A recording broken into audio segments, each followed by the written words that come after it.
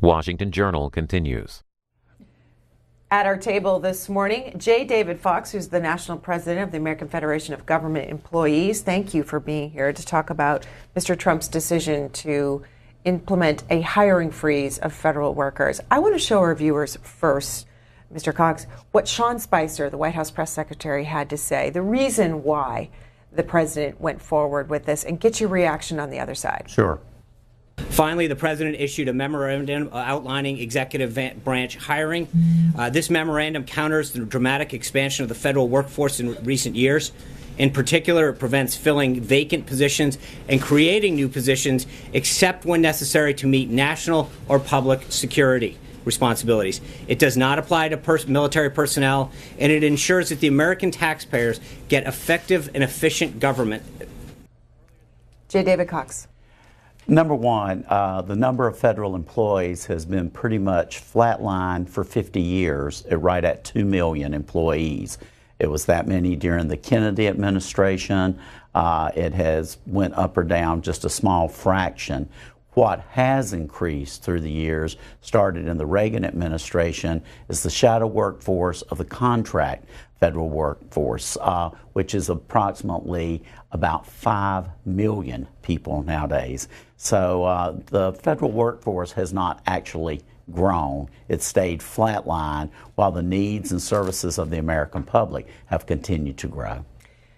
Who does this hiring freeze impact? The first and foremost of the people that it will impact is veterans. 31% of every one of the federal employees in this country are veterans who have honorably served this country. High numbers of them are disabled veterans. They get veterans preference for government hiring. In the VA, the number of employees that are veterans is even higher than the national average because they have a desire to go work for the Veterans Administration. So it hurts veterans. I've received letters from various disabled veterans that were in line for a federal job and have received notice that they will not get that job. So it does hurt them. And over 85% of the federal employees in this country live outside the greater Washington, D.C. area. Who is not impacted by a hiring freeze? Who is not impacted? I think that's going to be very difficult to say because I believe everyone in this country will be impacted by a hiring freeze of federal workers. Social Security claims will slow down. Veterans claims will slow down. There will not be as many people at VA hospitals to care for veterans. The food inspection, all the safety issues that the federal government provides, screening at airports by TSA, the securing of our borders, which is a big issue, those are things that will slow down. And the president did say in his order, I want to be clear and I want to applaud him, that agencies should not use contracting out as a way to circumvent the intent of his directions. However, most agencies already have federal contracts, and so therefore it's not new contracts. They'll just have to increase them to get the amount of work done. He did put a hiring freeze on contracts as well. Well, he didn't put a hiring freeze on contracts. He said that they should not use contracting as a way to circumvent his directions. However, most agencies already have contracts, so they could continue to use those and could expand those. I mean, if you are running a VA medical center and 10 of your nurses quit, you've got to have nurses to care for those veterans. So if you already have a contract for agency nurses, you're just going to continue to use more and more agency nurses. So it's not a new contract, but it is an increase in the number of contracted employees. Want to get our viewers involved in the conversation? Oh, this is how we're dividing the lines. Democrats 202-748-8000, Republicans 202-748-8001, Independents 202-748-8002. And we want to hear from federal workers this morning. Get your perspectives on this, 202-748-8003. Are most federal workers part of a union? I would say approximately 50% of them are unionized. Many of them are not unionized. There's many federal workers that are exempt from having a union to represent them. And while many of federal workers are part of a collective bargaining agreement and in a bargaining unit, Membership in the federal employee unions is totally voluntary. We're 100% open shop. People choose to join the union. They're required to be a member 1 year.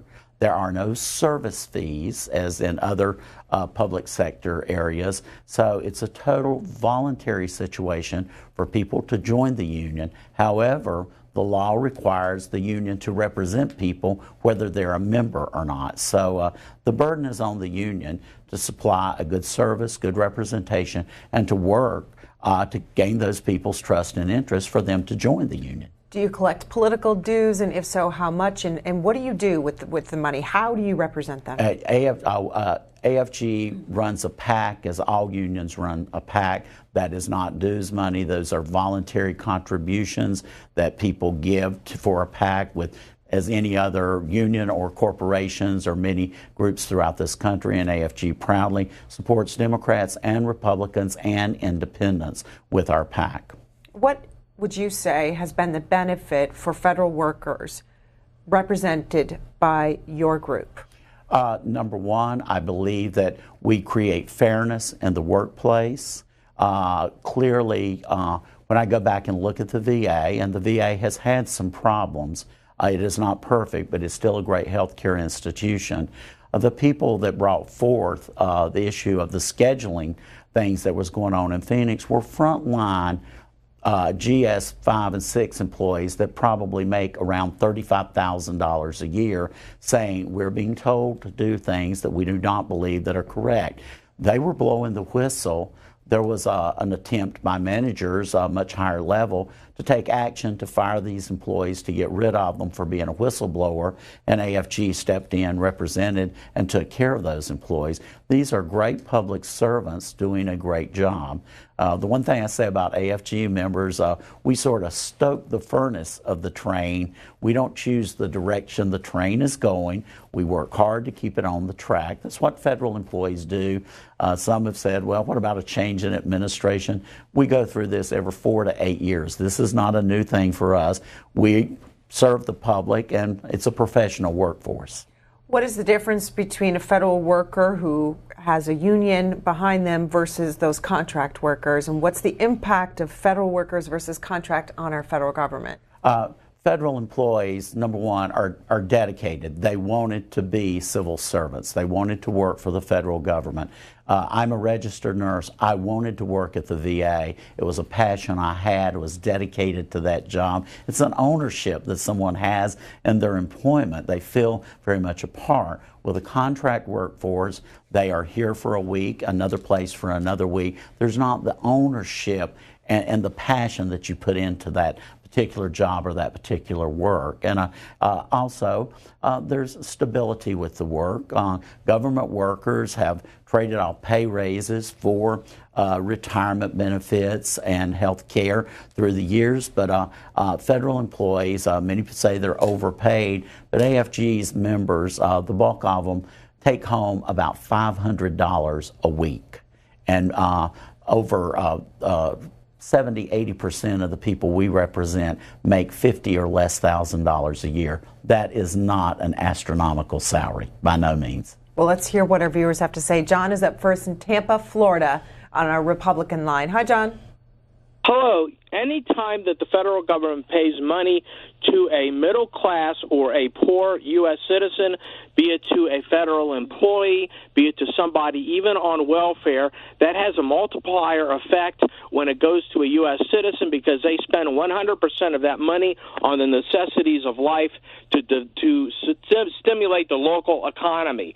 Any tax, remember in the 60s, the highest tax break, the highest tax margin was over 90% for the ultra wealthy. It was lowered in 65 to 70%. Reagan lowered it to 30%. Now, money that is tax breaks for the wealthy, okay, versus money to a federal employee, the money tax breaks to the wealthy only makes sense if that money is used to create new U.S. citizen jobs, because money going to people that aren't U.S. citizens since goes overseas. The ultra wealthy, if they are not creating new jobs that are high-paying living wages, often unionized jobs, then they send their money overseas or hoard it, like the $2 trillion that are being hoarded by the wealthy right now. All right, I'm going to leave it there, John. J. David Cox, about his argument of federal workers going back and spending that money in the economy. I would totally agree with that. The VA Medical Center I worked at is in Salisbury, North Carolina, a city of 20,000 people. It was the largest employer in that city. When there was the government shutdowns, the entire economy felt the effect. Yes, people that are making $30,000 to $50,000 a year are spending all of their money. There's very little left to save just to do that. There's many areas of the country, a VA medical center, a federal prison, a military base is the largest employer, providing great services to the American people, also creates good middle-class jobs for people. Jimmy is a federal employee in Woodbridge, New Jersey. You're on the air. Good morning. Great to see J. David Cox on my TV as I have my coffee. I'm a longtime federal employee. I had 38 years federal government service last April. I'm under the Civil Service Pension Retirement Plan. And I'm just curious if J. David Cox could address not only the concerns over wage freezes, but there's talk of changing benefits and the pension formula. There's the Holman Act or the Holman Rule that's been acted by the new administration that could severely affect federal employees. Here I am, nearing retirement, and a lot of and I'm non-union, federal agency, and there's a lot of employees kind of anxious and concerned on how this is going to float out in the future, and any changes to benefits formula, pension. So I would appreciate if he could address that, and thanks for having him on today. All right, Jimmy. First off, it's a hiring freeze, not a pay freeze. There has been some confusion about that. At the current time, there is no legislation pending to change federal employee retirement benefits. Back in 1983, there was a change from the civil service to what we now call the FERS, which is a very small defined benefit in a 401k plan. We do believe that there are members of Congress that said they'd like to get rid of the defined benefit portion of that plan, which is a very, very small portion. Most people draw $1,000 or less a month for 30 or more years of service from the FERS program, and then they have their 401k. So any changes in that is going to certainly affect the recruitment and the retention of federal employees, and to get the best and the brightest to want to be public servants and to come to work for the federal government. What's on the agenda for Republicans in Congress when it comes to federal workers? We're seeing various pieces of legislation that wants to take federal employees' due process rights away, which okay, they say you can't fire federal employees. We have data that says 77,000 federal employees have been fired in the last few years. That doesn't include those that were removed during probationary period or those that quit because they knew that they were going to be terminated. There are plenty of provisions to fire federal employees, but to take all due process rights away could create a very politicized workforce that we had over 100 years ago in this country. President Andrew Jackson, when he was elected, brought over 10% of the federal workforce was people that worked on his campaign. There are the political appointees, over 4,000, that run the agencies that are in charge, that drive the agenda of the president with any administration. But we believe those due process rights are important to have a good, sound, professional workforce. Let's go to Gregory in Jersey City, New Jersey, independent. Hey, thank you, C-SPAN, for everything you do. Mr. Cox, I have a question for you with regards to the existing services at VAs and how this would be affected by the hiring freeze. Do we feel that with caseloads already at a record high and with no further employees coming in, that the VA will be affected in their ability to serve veterans with mental disorders, addiction disorders, PTSD? Can you speak to something of that nature?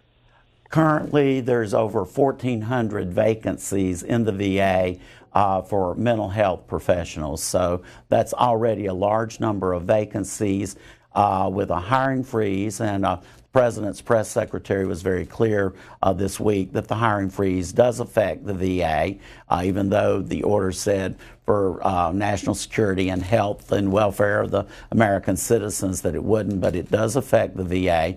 So as people leave, clearly, that's going to affect the care of veterans. About 200,000 federal employees leave the system every year. That's about 17,000 a month. They do not leave proportionately all over the country. So clearly, you could have a fair number of doctors and nurses to leave at one particular VA, and that would certainly create harm and backlog and cause veterans to suffer. Let's go to Tony, who's a Democrat in Asheboro, North Carolina. Yes. I'm calling because I'm a disabled veteran, and one of the places that I can get a job is at the VA hospital because of my disability. And by this freeze coming on, it's going to make it to the point to where all of us veterans who are from Iraq, from Afghanistan and places like that, who are thinking that we're going to come home and be able to get a decent job and not have to be considered as stigma in the private sector, is now we're going to have to go into the private sector to try to get jobs, and we're going to probably be discriminated against because of our disabilities. Clearly, the VA hires more disabled veterans. The government gives veterans preference, and I'm back to my first comment. Veterans are the group that I believe that are harmed the most in this federal employee hiring freeze. President Reagan and President Carter both put a hiring freeze in several years ago, and each time it costed the taxpayers more money. It created a lot of problems in government services. It's been done by Democrats and Republicans. It didn't work then. We do not believe it'll work now. But most of all, it will harm our veterans, and particularly disabled veterans. Greg is another federal employee in Sterling Heights, Michigan. You're on the air with J. David Fox. Go ahead. Cox, excuse me. Go ahead. Mr. Cox, quick question for you. Are you planning to meet with President Trump? And if you do meet with him, what exactly are you going to say to him regarding these issues? Thank you. I appreciate that question. I wrote President Trump a letter requesting a meeting. He was very kind, sent me a copy of the letter back, wrote me a little note. J. David, thanks for the letter, and told me that federal employees and AFGE was great. He didn't say he was going to meet. I have responded back with another letter requesting to meet with President Trump. And what would I say? I would talk to him about the value of federal employees. Someone is processing Social Security claims, and President Trump promised with all of his heart, very passionately, that he would not touch Social Security or Medicare. And I want to say that one more time. He promised faithfully with all of his heart to the American people he would not touch Social Security and Medicare, and he has to have people to process those claims and take care of those. And he's promised with all of his heart that he wants veterans to have the best quality of care, and that's from VA and professionals and a good workforce at the VA. J. David Cox is the national president of the American Federation of Government Employees. You can go to afge.org to find out more about their organization. A couple more calls here for you, a few more if we can. Michael in Avon Park, Florida, independent. Michael, you with us? Good morning, C-SPAN and Greta. And Mr. Cox, I welcome you to the program. Excuse my speech, but I'm a 18-year veteran of the Marine Corps as a sergeant, and I got out in '70 and immediately joined the Teamsters, which I worked for 36 years and got a nice pension, and I've always been a devout. My wife too. We were always devout Union people, and My wife is a registered nurse, retired from Pennsylvania, and we have a lot of veterans in our park in Florida, and if they need a ride, anywhere, all they got to do is contact me, and they know this, and we have a very good VA office down off of 27 in Sebring. And Brand Michael, new place. And Michael, do you have a question for our guest here? No, I wanted to know where the unions are headed for in this country, because I know the Republicans tend to be anti-union. Okay. And that. J. David Cox, go ahead. I believe unions are important to this country. They were important many, many years ago. They continue to be important today. For workers, they give a voice in the workplace. While federal employees do not bargain wages and benefits, we obviously lobby Congress for wages and benefits. Private sector unions have bargained for wages and benefits. I believe labor unions has certainly helped bring the middle class to this country and works to keep the middle class in this country, and which is the American dream. So I believe unions have had their ups and downs, but I believe unions continue to be the answer for the middle class. And I always say there's just not a problem that can't be resolved with workers and with the economy by having more union members. That would fix a lot of the problems. People would have adequate wages, they would have health care, they would have some retirement security and a voice in the workplace, and employers would have good quality employees and happy employees. We'll go to Herbert in Norwalk, Ohio, a Democrat. Yes. Good morning, sir. Good morning. I got a question on the putting the 5,000 employees, increasing it down there on the border. Those employees that you put down there, since he put the freeze on, or going to put the freeze on, will these be federal troops that he can put in there on that? Yeah, let's talk about that, because he announced on Monday he said there was a hiring freeze. Yesterday he said we're going to hire 5,000 more Border Patrol agents. And AFGE proudly represents Border Patrol agents, and I have spent several weeks at the time with Border Patrol agents on the southern border.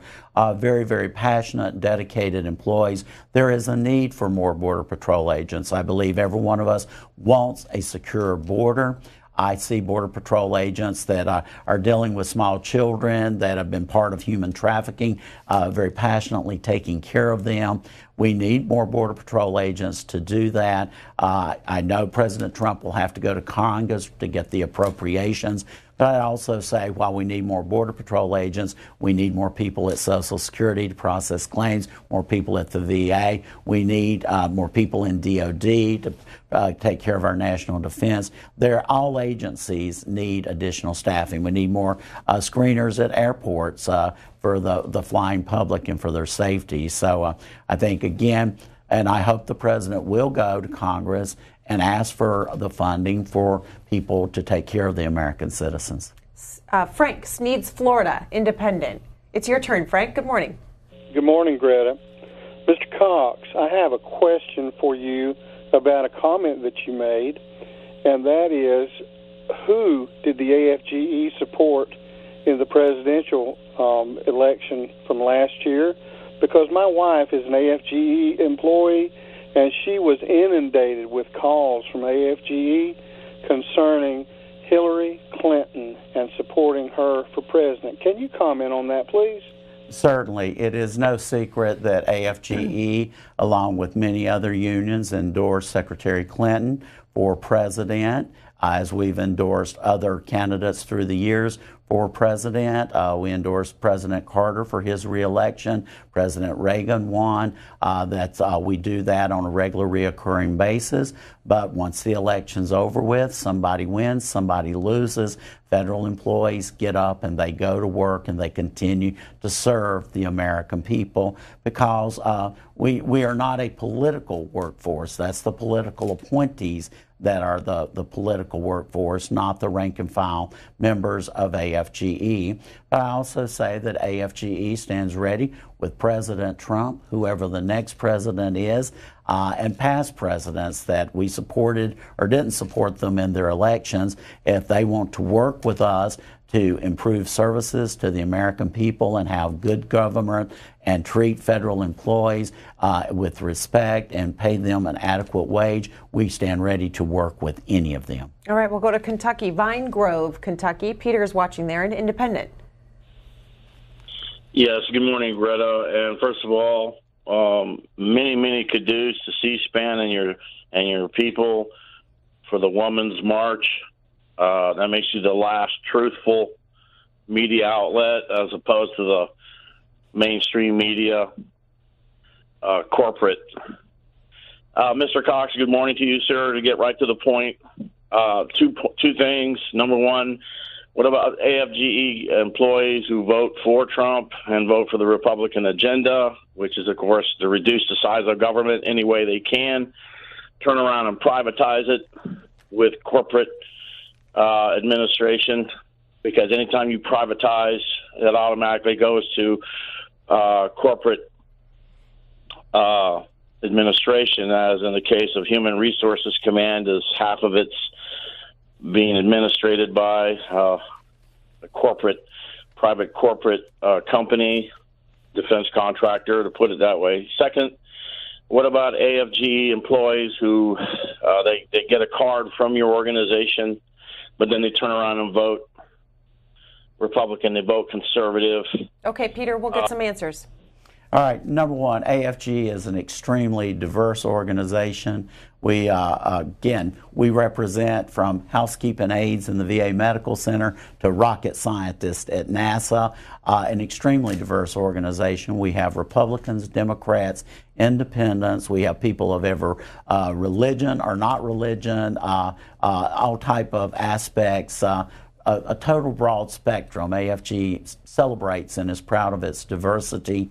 Our membership, certainly, whoever they vote for, that's democracy, and we believe very strong in democracy. AFGE and its own internal elections is a very democratic union. We certainly every several years have elections. We go through that, and our members are free. We share what we look at voting records of candidates and how they have voted or what they say on federal employee issues, but at the same token, how our members vote is an individual choice, and we always say that. What's your reaction, your group's reaction to this headline in the New York Times? Agencies told to halt communications, gag orders that were sent out to federal employees at certain agencies. Part of that, we're in a day of social media.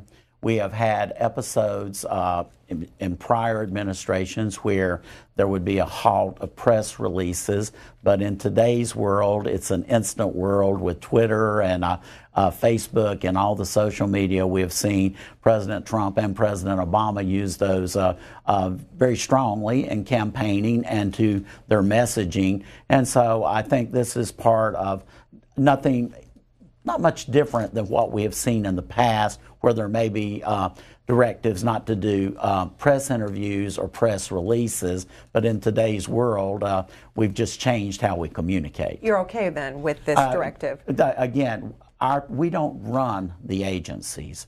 We follow the directions that the agencies go, and we follow those type things. Certainly, if there is something wrong that's being done in an agency, we want our members protected as whistleblowers and those that raise the issues. But again, this is not really different than we have seen even 30, 40 years ago. It's just today's world of social media.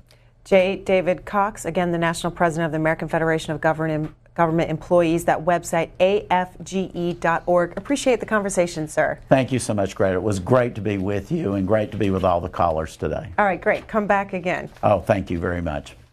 We, up next, are going to take a short break. When we come back, open up the phone lines. You can tell us what you think about any of these public policy or political debates that are happening here in Washington and across the country. There are the phone lines on your screen. We'll get to those calls in just a minute.